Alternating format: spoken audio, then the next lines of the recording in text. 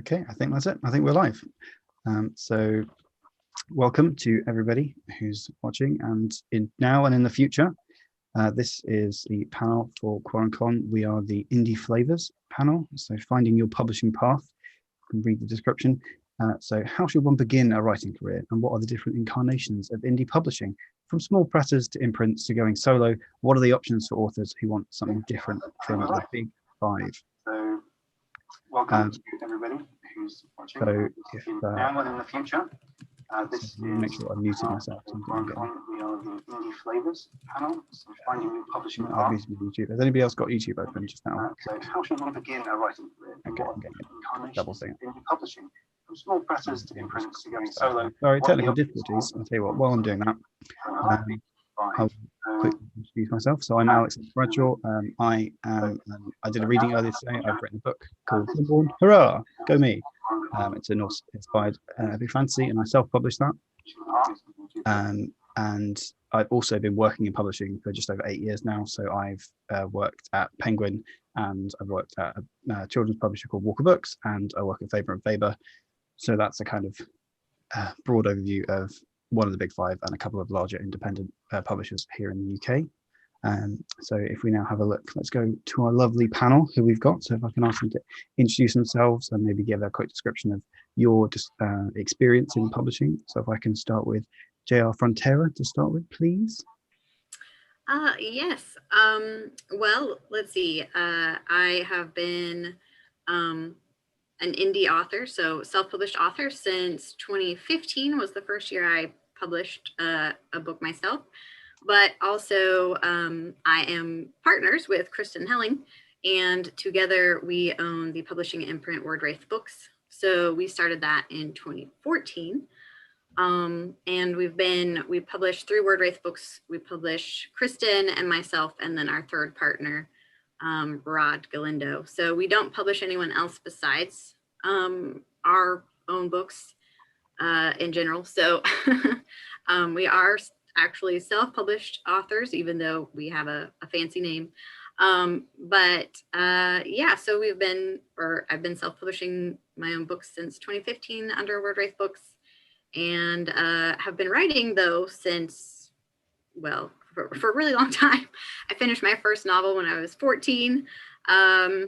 So yeah, at that time, of course, I was going to go traditional publishing because you don't really have a choice when I was 14 to do anything else but that, unless you wanted to do a vanity press, which we'll get to later.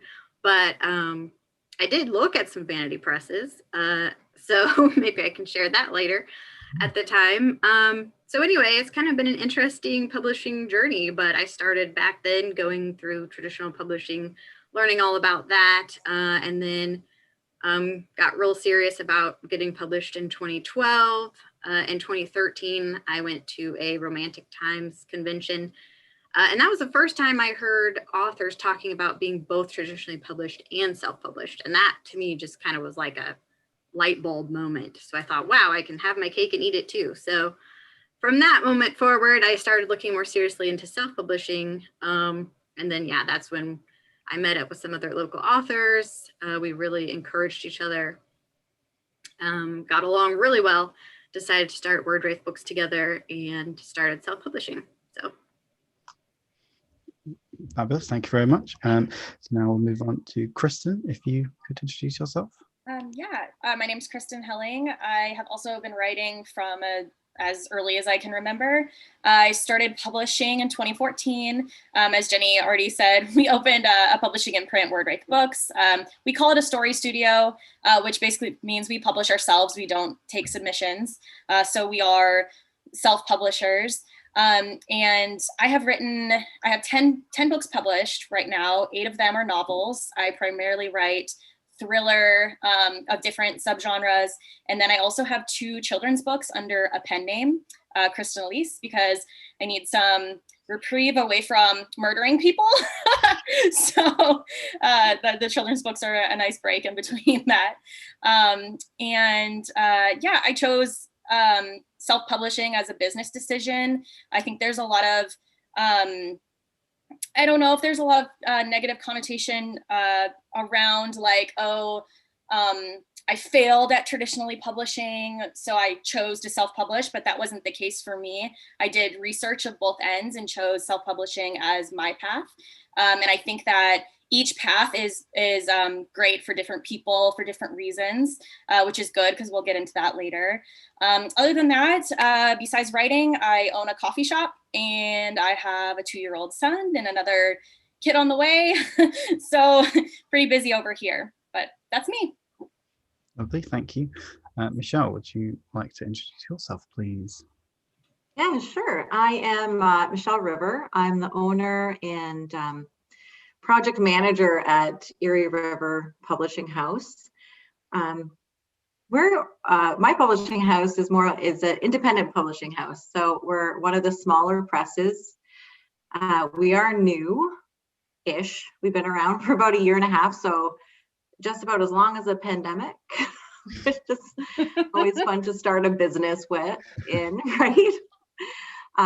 We primarily focus on the darker genres. So for me, I'm looking for horror, dark fantasy, dark speculative fiction, mystery thrillers, supernatural, that kind of stuff. That's what we publish. We started out doing anthologies, so we are open to the public. We have anthology calls every month through a monthly contest, and we also do about 2 or 3 big calls a year for one of our we've got a series that for our horror authors called Calls from the Forest. Sorry, the first one was Calls from the Forest, and since then we've done Sky, Sea, and we have Doors and Veil that are opening this year, and that one is about portals or darkness behind doors, and it Calls from the Veil is all about ghost stories. So that one's really excited, and we just released our newest dark fantasy collection, which is with Blood and Ash and with Bone and Iron. And this is again an anthology, so it's written by a bunch of different authors. And in these specific collections, there's 7 indie authors in each one. So, and then also this year we are starting with a single author novels and novellas, which are going to be coming out really soon. So lots of exciting stuff coming up in the future for Erie River, and we're just excited to meet everyone and say hi. This is our first real convention, although not really in person, so yay, conventions. Well, yeah, it still counts. Still counts. We'll take it. Yeah. It does count. Yeah. And we could finally say hello to L. Diane Wolfe. Hello, Alex and everybody. I am the owner and senior editor of Dancing Lemur Press, and we have an imprint, Freedom Fox Press. So I see that banner back there. So we do have an imprint. We've been in business since 2008. We have over 50 plus titles in print, ebook, and then 13 titles, I believe, in audio. We publish everything. Our main focus that we love is our science fiction and fantasy, our middle grade, especially historical, but we also do some Christian. We do some nonfiction. We do a little bit of not really horror, but more paranormal and some mystery. And then we do middle grade books as well and young adult. So we have a big variety that we do. I'm actually an author myself. We're all over the map because I'm all over the map. I have a nonfiction inspirational book. I have a nonfiction book on publishing and promoting, which is what I speak on when I go do talks. I have a new adult series of 5.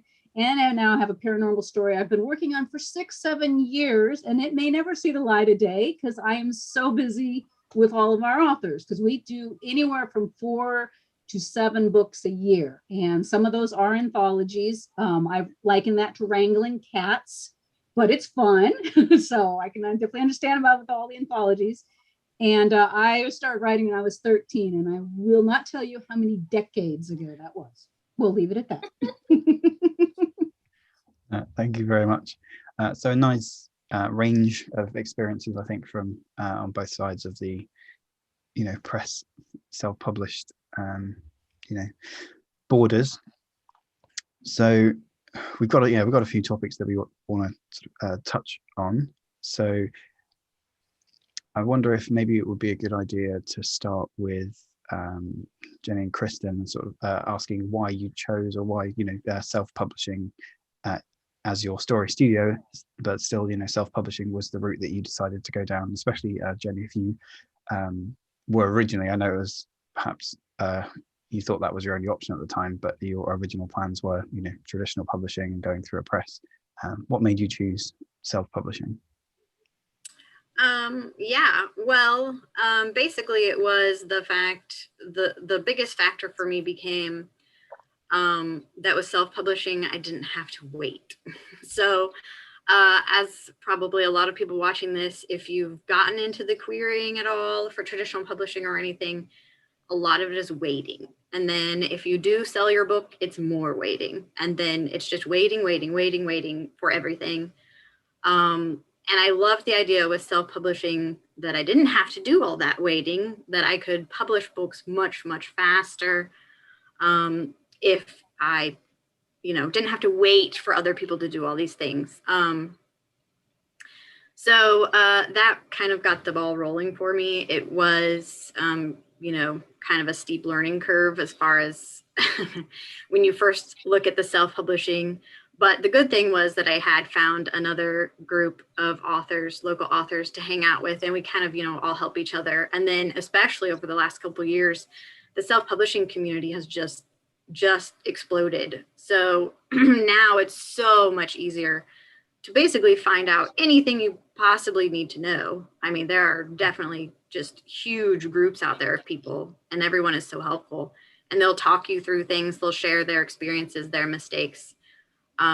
But essentially it got to the point for me where, you know, I had written these stories, I had shared them with people who really enjoyed them. So personally, I knew that those books were good enough to be published, and I knew that people would enjoy them.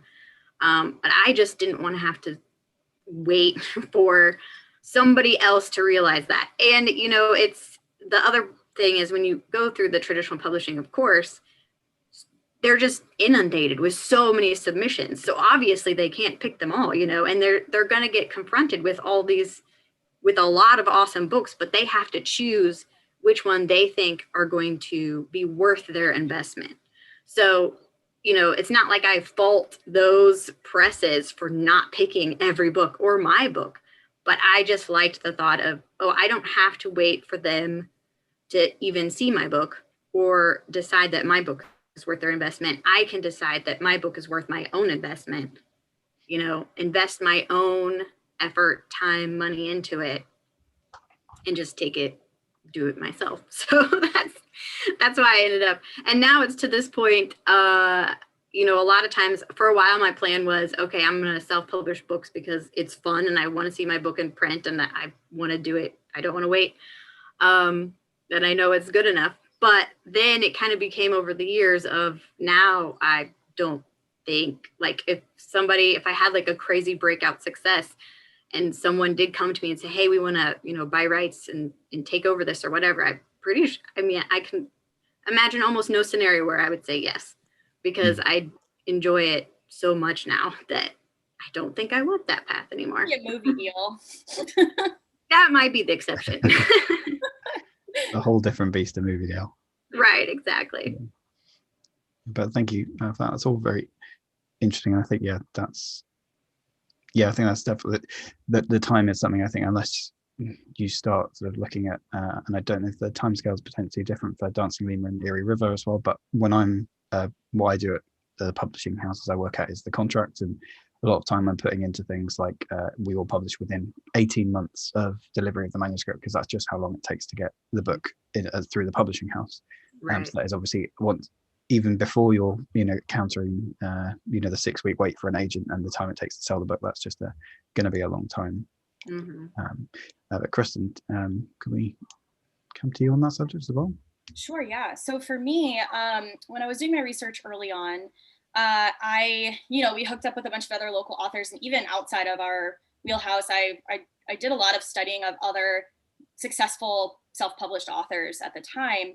And I ended up applying and getting accepted for an apprenticeship with a company who also called themselves a story studio and was kind of doing, their business model is essentially what we we modeled ours after. I spent 8 months with them, and I saw through what they were doing that we were essentially like at the beginning of this like revolution of like accessibility to getting our work out there in the world. And so, you know, back in the day, it was if you self-published, you were like blacklisted. You know, traditional publishers wouldn't look at you, and kind of as it evolved, it became where you could be hybrid. You could put your book up on Amazon and be successful with it and get noticed, and, you know, be Andy Weir, who wrote The Martian, and get picked up and sign a big deal. And you could do that. It wasn't not a possibility. And so that was rather interesting to me. And so, yeah, I do want to preface with saying that self-publishing is not easy by any means. It is a lot of work. It is a lot of investment. It is a constant hustle with marketing and everything. You can't just be a writer. You have to be a writer and a marketer. You have to constantly be educating yourself, constantly be networking. And so it's definitely not an easy route to go. But I also tend to be a little bit of a control freak. So I really loved, we don't do everything. We build a team. So I write, but I build a team. So I pay and hire a professional editor. I hire a formatter. I hire a cover designer. I'm not an artist. I hire a cover designer that is proficient in typography. So it's not just art, it's also a cover, and they know the marketing, you know, things that they need to do for specific genres and things like that. So the idea is we want to put a quality product out there in all aspects of it. And I mean, essentially, we want somebody to look at our book and not be like, that's self-published, because we want to put a quality product out there. And so I love having the control over all aspects and managing all aspects of my team to create my product. So that's another reason why I love self-publishing. Yeah, I can definitely understand that. That's one of the reasons I sort of thought, you know, went for the self-publishing route as well. So if I could touch on a couple of things that you said there, maybe use them to springboard into another area of discussion. So you both kind of mentioned there, like the investment that you're making of, you know, obviously your time and effort and things and money. So I think it would be potentially that a good moment to jump into kind of the pros of indie presses really as well, because they can take some of that burden off of the author, and yeah, give it. And you were also saying there, Kristin, about being blacklisted because, you know, it's been self-published, which I think is you can see with some self-published titles, you can kind of get why that it's, you know, somebody's just clearly maybe just put this file straight onto Amazon and made a word art, you know, clip art cover. So although hopefully that stigma where you're doing it properly is going away, I think that some readers do look for that, you know, the little name at the bottom that says Dancing Lemur Press or Michele River Publishing underneath it. So I wonder if we can pass the baton over to Diane and Michele to maybe talk about some of the pros that you've experienced and you know that the indie presses bring. I don't know who wants to go first there. I'll go ahead and go first. Well, just on the pros, and we'd emailed with each other, so we had a couple questions. One thing is talking about like the experience and the clout of a press that's already established, even if it's a small press, because, you know, and self-published authors, like what these two ladies have done, can be smart about it, form your own press, and you look like a press, you don't look like a self-published author. But with a bigger publishing house or even a smaller press, you have the clout in that, like with the ISBN numbers, we buy them by the 100, you can buy them by the 1,000. That prefix becomes your, you know, booksellers know that prefix belongs to a bigger publisher. That's a tip off, that tips off the reviewers. We can get our books reviewed by Publishers Weekly, by Library Journal, because we are an established press. And like I said, you got to do professional work. So there's just some places where there's a little bit more experience and a little bit more clout that we can get our authors into, getting them into more signs, get our books into more bookstores. Although I personally prefer libraries because they don't send books back. You know, bookstores are a little evil with that. But that's kind of where I think the one thing the publisher can give is in the area of experience and clout. Absolutely. And I think, you're saying with what Kristin was saying about hiring a team as well, you're kind of providing that whole team and experience, with the press, so that the author doesn't need to worry about those kinds of things. So, I think for me, I feel like that's an important sort of distinction. Is not everybody is, Kristin, you're saying it's hard work. It's also expensive or it can be expensive to self-publish properly, certainly. So I think it definitely helps that you have lovely independent presses who are able to, really, able to put out the work of the author where they can't do that themselves. Yeah, because like editing is one of our most expensive items. Now I will say we are very blessed. We get all our graphics and artwork done for free. Trade-off is I have to sleep with the illustrator. So fortunately, my husband's a graphic artist, been a graphic artist for 35 years now. So he does all of our work. Otherwise, I probably couldn't do it, because it is a very small margin of what you make, even as a publisher. So that's a blessing there. That's one expense I don't have to worry about. Michele, did you want to touch on the pros? I think we've got you. Your video seems to be frozen for me, or it's going in and out, so I'm not sure if we've got you.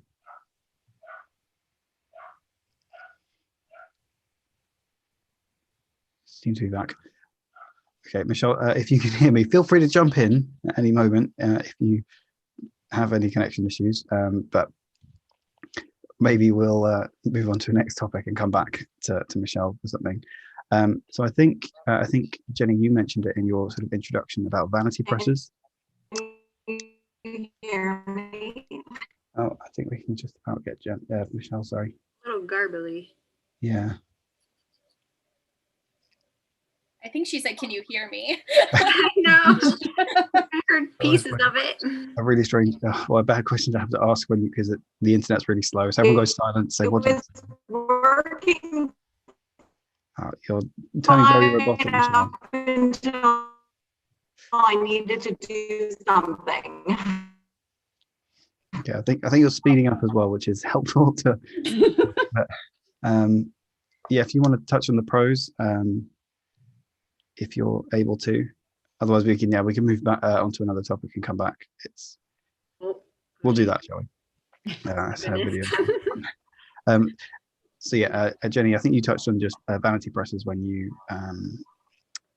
making your introduction. So yes. I think it would be good just to say as they're not the same as Dancing Lemur Press. They're more my understanding of them is just you pay them for that service and they just kind of do the whole thing for you, but it's not like you submitting to a publisher, right? It's just you're paying them for a service.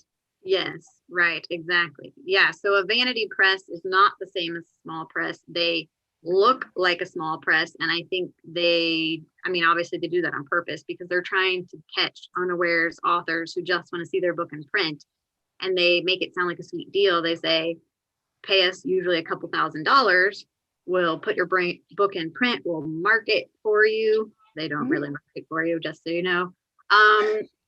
And then what they do is they make your book look sort of pretty, and they ship you like hundreds of copies in boxes, and then that's it.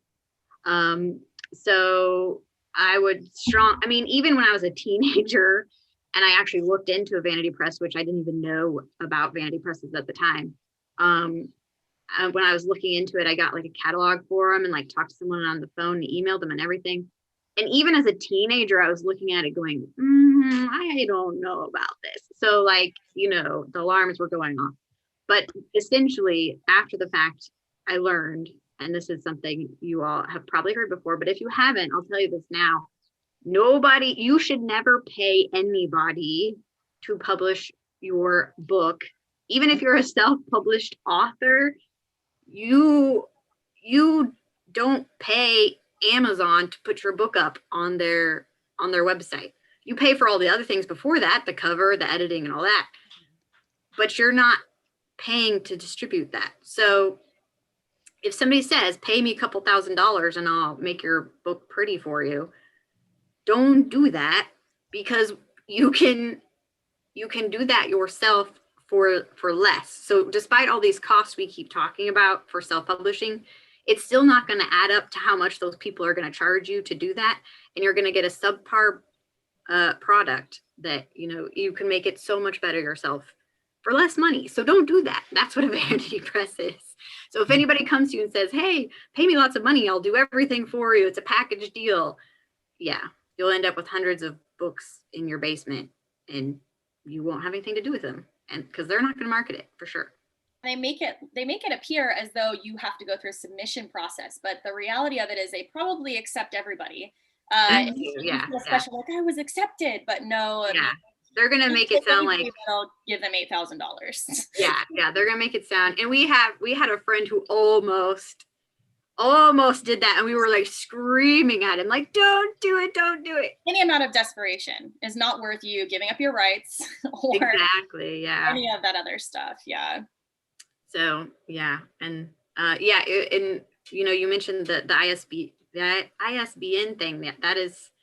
Those are pricey as a self-published author, and honestly, that's one reason why we created our press, is so that we could buy both ISBNs.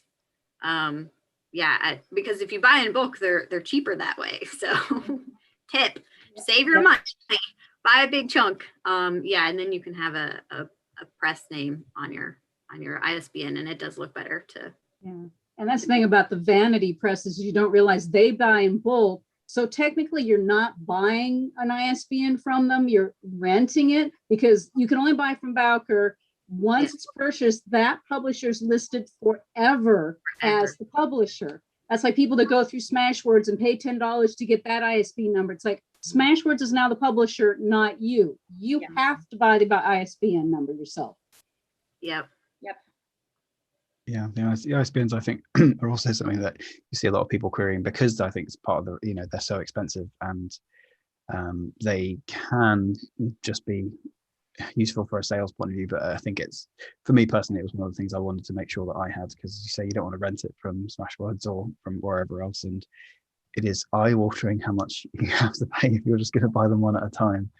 And you have to have one for each. Were you going to say one for each format? Yeah, that's exactly what I was going to say. One for audio. Yeah. And I guess library books too. So one for library, one for audio, one for paperback, one for ebook. It's like, oh my gosh, are you serious? So now hopefully we've scared you away from vanity presses. Yes. Which, as you say, you just need to remember that money should always flow towards the author.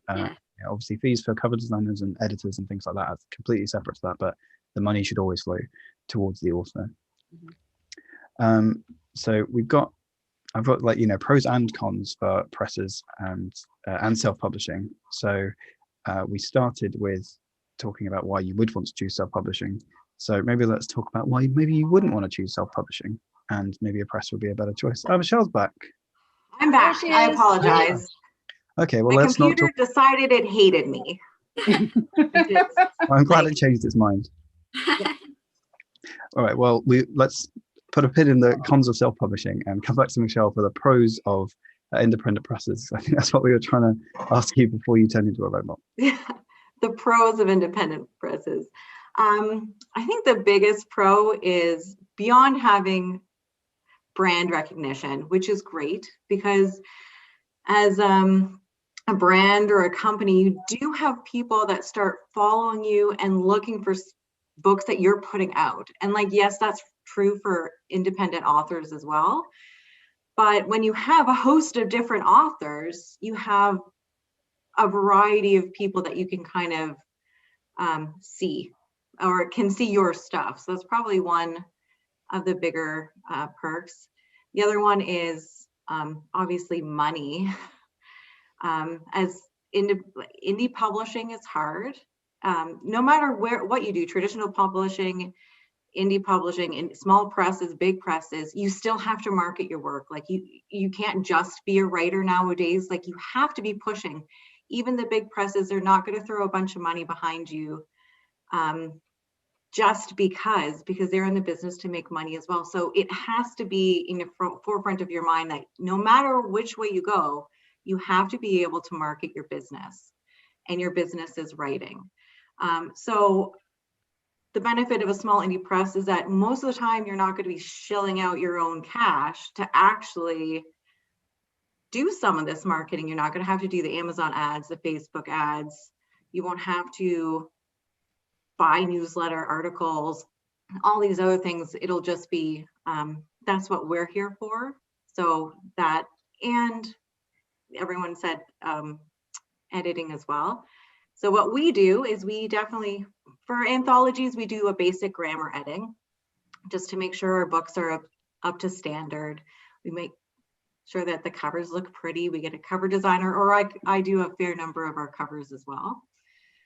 And but for our single author books or our like novella collections, we tend to go the extra mile and we do development editing. So we get the manuscript and we do a deep dive edit to make sure plot holes are filled in, all that other fun stuff. So sometimes I find if you're in a critique group, sometimes critique groups are great, but sometimes they just give you like a lot of yeses, like, yes, this is great. Yes, this is positive. Yes, this is perfect.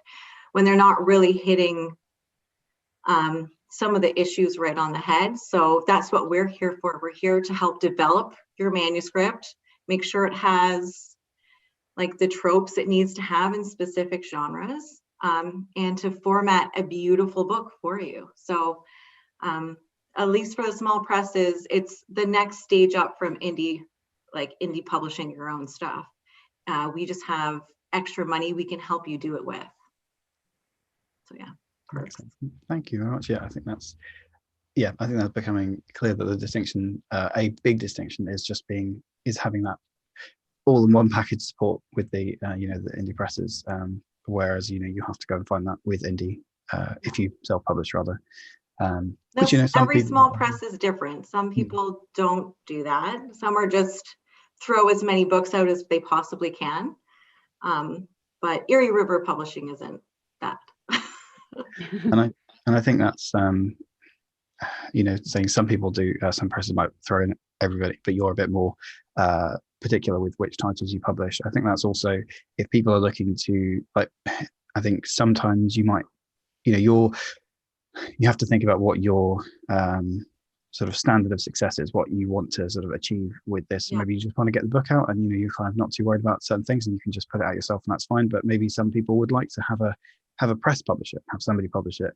And I think everyone's obviously, maybe your first thought is going to be one of the big five, right, to do that. Oh yeah, who doesn't want that under their name? Like everyone wants that under their name.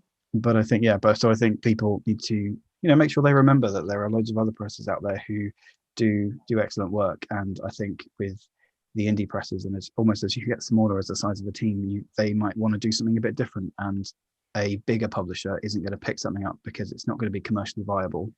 And I say that as somebody who sees conversations about costings and like how many, whether the royalties are going to work out for copies sold XYZ, whereas the smaller publishers can maybe take a risk or think actually that's just a really lovely sort of a bit of a weird one, but it's really lovely and it just works for us.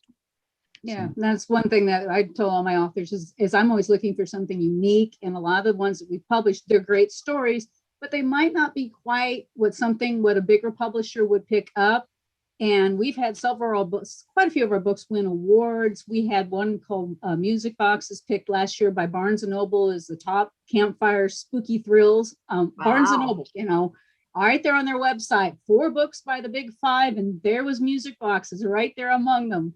So, would she have ever sold that to a big 5? Probably not. But, I feel good being able to help. That's another reason why I started this. I wanted to help authors that were good that might not be able to find a niche with a bigger publisher.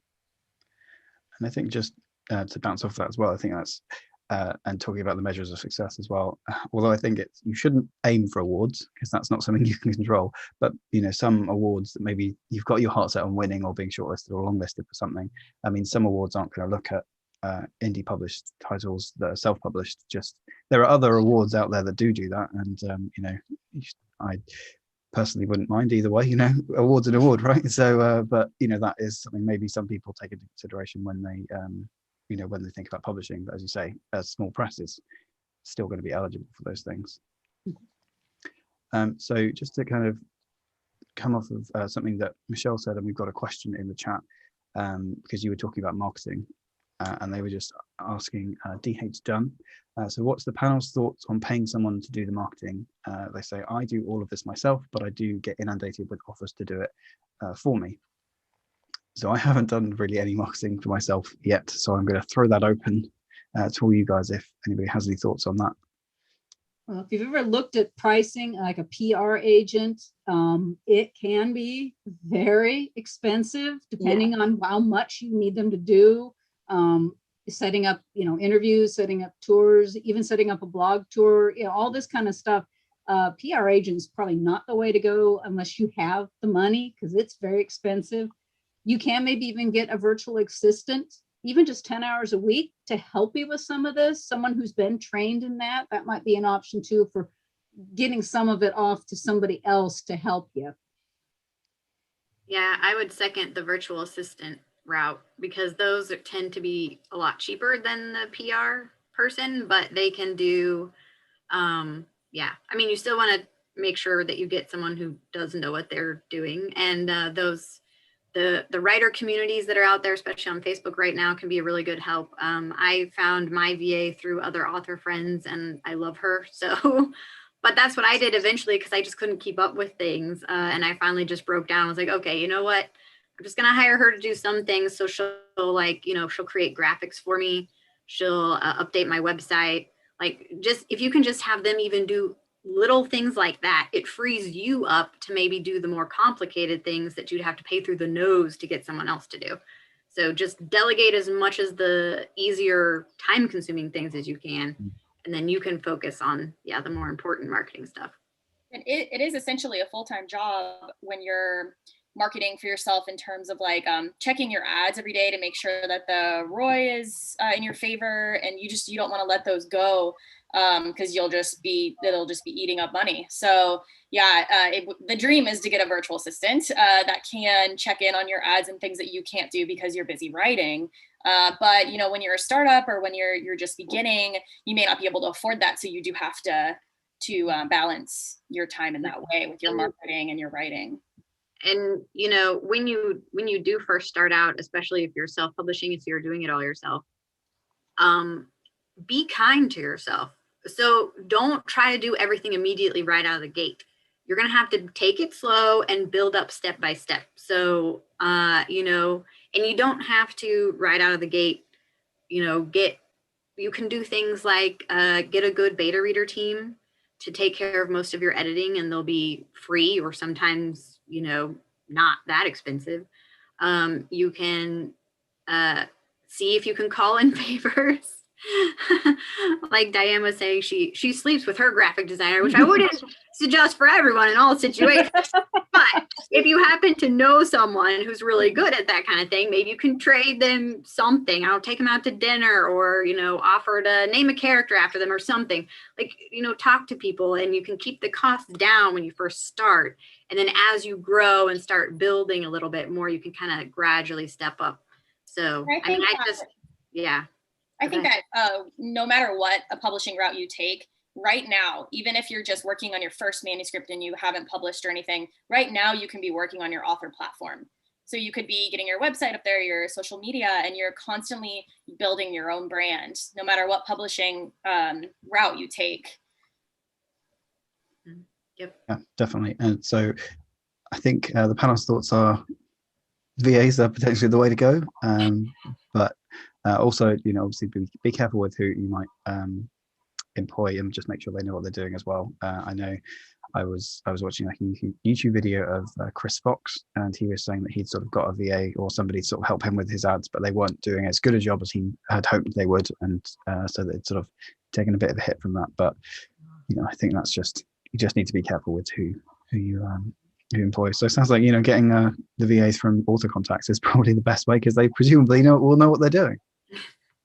Yeah, I like the author specific VAs or any kind of help, because it's definitely a different animal to other things, I think. So you even want to go with your genre, unless you're a genre hopper, because you don't want to hire somebody who's proficient with romance when you're a thriller author. because even their marketing perspective may not translate to what thriller readers are looking for and what that audience is looking for. Absolutely. Okay, so I was gonna we were gonna maybe talk about some of the cons of self-publishing. So yeah, we've obviously already talked about the workload and the investment that you might have to make individually for that. Are there anything else you would want to throw out, just to say, obviously it can be a great avenue to explore and go down, but are there any things that you think people should maybe think twice if, you know, this sounds like them? Well, I'll just throw out a little statistic, and this is just in general. They say the small businesses most fail in the first 5 years due to lack of capital, lack of knowledge. And starting a publishing company or self-publishing is the same thing. You've got to go in it knowing you're going to spend some money, and you've got to do your research before you take the jump. Yep, I would definitely not disagree with that. And also to add, one of my biggest challenges is the mindset that this is a long game. So there are a lot of people out there that have one-hit wonders, and that's it for them, and they're famous now, and they're, you know, selling tons of copies. But for the majority of authors that self-publish, it is a long game in a sense where you have to build your foundation and you have to see it through. So we know that series sell better than standalones. We know that perhaps offering your first book free is the ticket into your series where you can sell the last of, you know, the series. We know all these things take a long time to get to. So, you know, you just have to have that mindset that if you're going to do this, you need to be dedicated, and it has to be a passion, because that's what's going to drive you to see it through. So I'm told all the time, you know, Jenny and I are part of a mastermind of 20 self-published authors, and there are a wide range in their New York Times bestsellers to people that published with Harlequin and had gotten all their rights back and are publishing them all themselves now. We have a wide range of very successful self-publishers in there, and they always tell me, I've published 10 books and I'm in my 30s, and they always tell me, you are just at the start of your career. And it's like, I've been hustling for years and I'm just at the start. So that's kind of also something to keep in mind if you take this route. Yeah, like when you say the majority of writers, we're talking about like 99% of writers do not have a one-hit wonder that makes them millions of dollars. Like so you have to put that in perspective.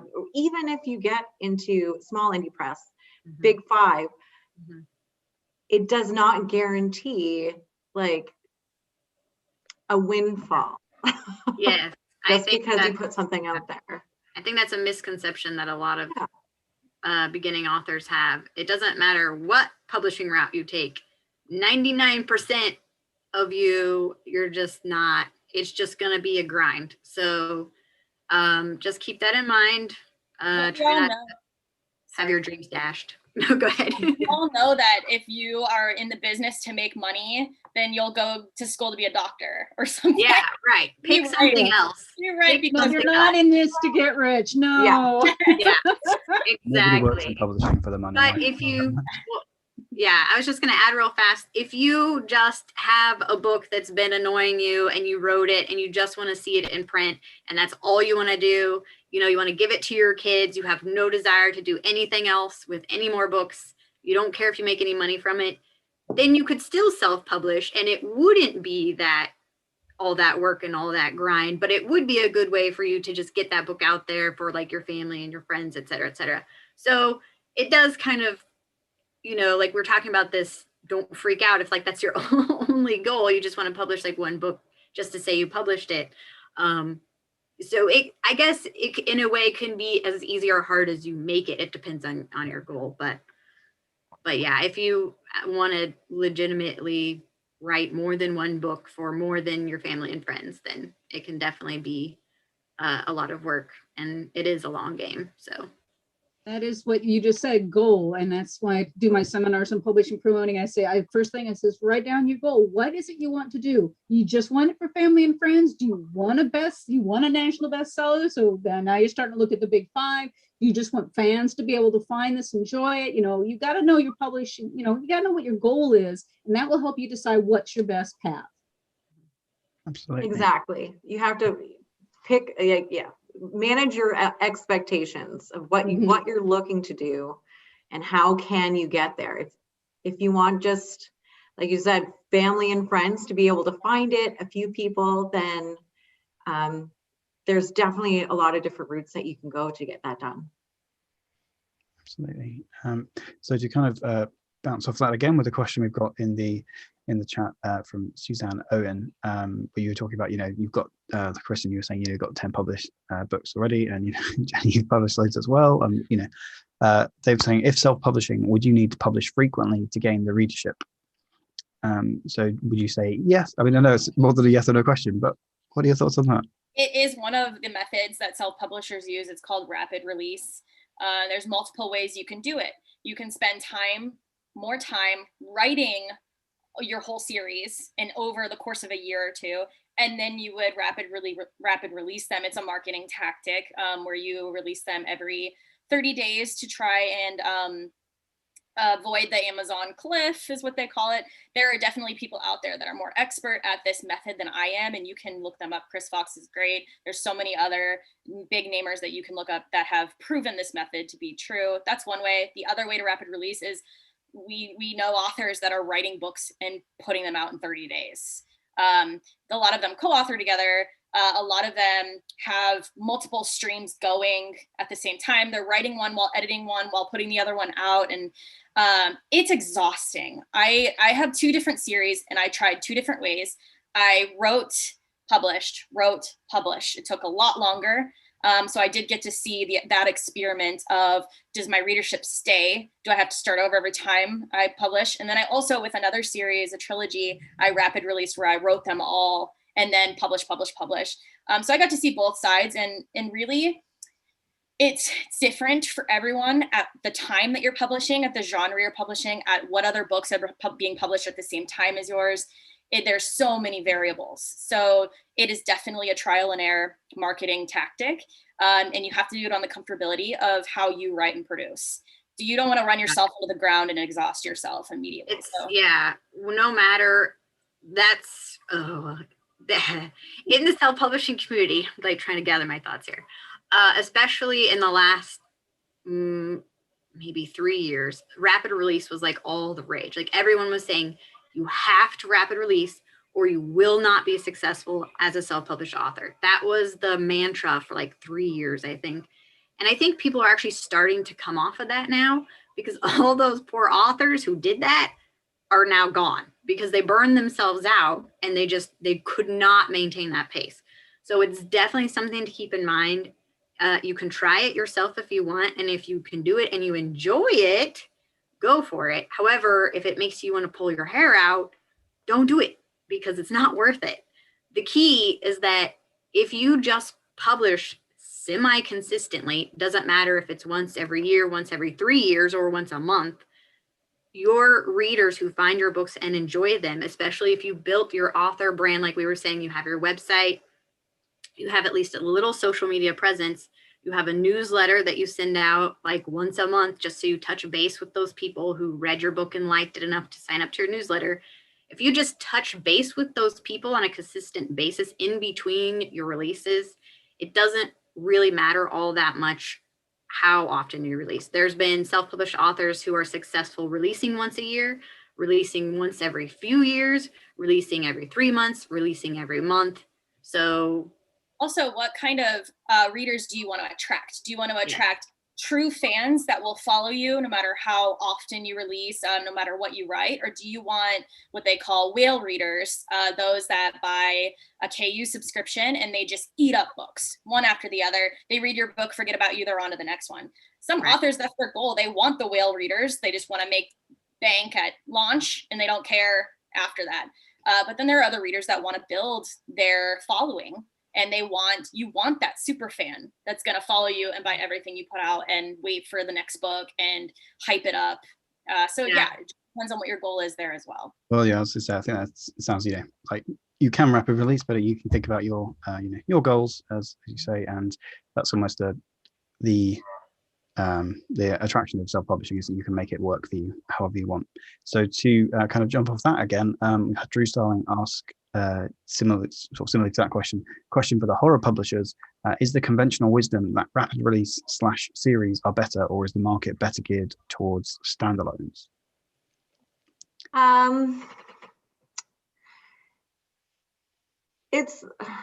There is definitely an appetite for series, especially novella series in horror. The horror market has now kind of shifted where we want that thrill and that excitement and that punch quick. But also to have it continue on, but people are voracious readers and they want to be able to have that. So there is definitely a market for like a serial, 2 releases, 3 releases, 5 releases, however many that you really want to do, as long as it's is the type of horror. Like a lot of people are liking that supernatural edginess is kind of hot, and it's always been hot, but it's kind of hot right now. Single author books are still really are doing well, but unless you have a following, they are kind of hard to, not hard to, but everything's hard to promote. It's hard to find your niche in that. Like you are going to have to market yourself, make sure you have your readers and people that follow you, because to market just one book with someone that is unknown, no matter who you are, is kind of hard. So it's getting that book into reviewers, into podcasters, into YouTubers, and hopefully having them have an enjoyable experience. and showcasing that so we can get like a wider audience. But definitely novellas and short, quick horror novels are hot right now. Dan, do you have anything to add to that? I'm not sure how much horror you publish. Yeah, we really don't. Well, a little more on the paranormal. We have a couple titles that are in that, and the one title we had that was really strong paranormal. Yes, it not only sold incredibly well, but it got glowing reviews from Publishers Weekly and library journals. So, and then it ended up doing really, really well. Always good to hear. So we have another question from David Green. For those who do calls for anthologies or novels, how tricky is it to get across exactly what you're looking for? Diane, did you want to take that first? Yeah, we've done several anthologies. We actually have one series we do, and we do this with kids. We didn't, of course, last year, but we go into school, show the kids how to build a character, and then challenge them to write a story. And the best ones are picked to go in the story. And this is just something we do for the kids, and everything as an outreach program. But then we also, for I don't know if you guys are familiar with the Insecure Writers Support Group, website, Facebook. It was founded by one of my authors, Alex J. Kavanaugh. They started doing an annual anthology contest. And so we've been doing their anthologies. It's a lot of fun. I said, I joke, it's wrangling cats. And of course, the authors, our authors are all over the world anyways, but then this last one, they're in Sweden, Canada, Japan. They're just all over the map, and it's fun, but it's fun coordinating, because the neat thing about an anthology is that it's usually 10 authors, and the ones that Insecure Writers Support Group does, it's 10 on times the marketing, because that's 10 new outlets, 10 new areas of influence. And we do that through Freedom Fox Press, which means we don't put quite as much marketing into it, just because, and we give the authors a little bit higher royalty because of that. So they've got to be able to do it, but it's neat because they have so many, 10 of them. That's 10 different areas, and quite a few of them are already published, established authors, with some with bigger presses, and one of them's with a big New York press. So that's just huge. That just really helps with the marketing. And do you find that do you sort of look for something specific when you're opening these anthologies? That's right. Well, each of the contests has been a theme. So I'm also one of the admins for the Insecure Writers Support Group, so I get to see all the stories too, which helps, because then I can be like, no, that one definitely doesn't need to go through to the main judges. But usually, if you put it out as a theme, you set a theme, like the one we did this year. have a copy because it's coming out next month. Dark Matter was the science fiction, and then Dark Matter was the theme. So all the stories had to have that theme. And ones that did qualify, we read, judged, went on to the top judges, which we had a panel of authors and agents who went through that. And then, like I said, the best ones ended up in the book. But a theme is really the best way to corral what they're going to be writing. Michelle, did you have anything to add to that? I'm going to say we've had our 5-minute warning, so I'm afraid it might need to be a relatively short answer, but did you have anything to add? The question was, do you find it difficult to get, where is it, David? How tricky is it to get exactly what you're looking for in the anthologies? Yeah, it's not that it's difficult, but your interpretation of your theme for everybody is going to be different, especially because we do get authors from all over the world. And we get hundreds and hundreds and hundreds of submissions per call.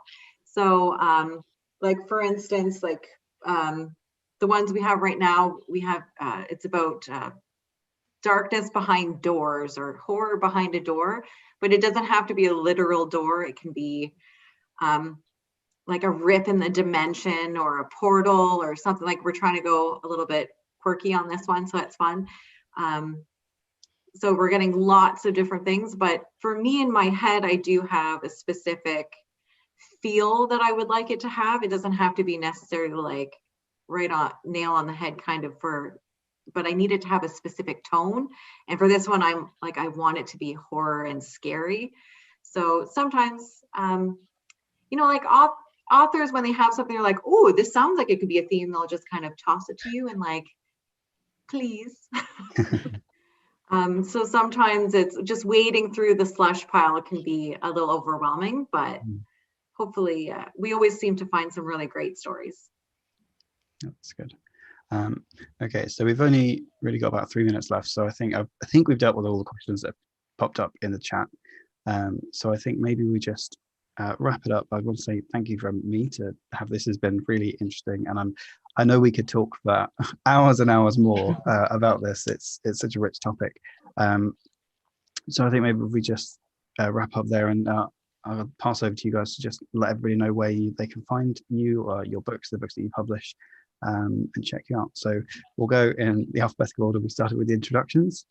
So Jenny, do you want to let everybody know where they can find you and your stuff?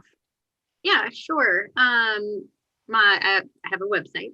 It's jrfrontera.com. So all my information is there. All my books are there. We also have our WordWraiths book website, which we actually think need to update. I think we need to put more books on there. But it is wordwraiths.com. And then I'm also on Facebook as Jennifer R. Frontera, and I have an author page, JR Frontera.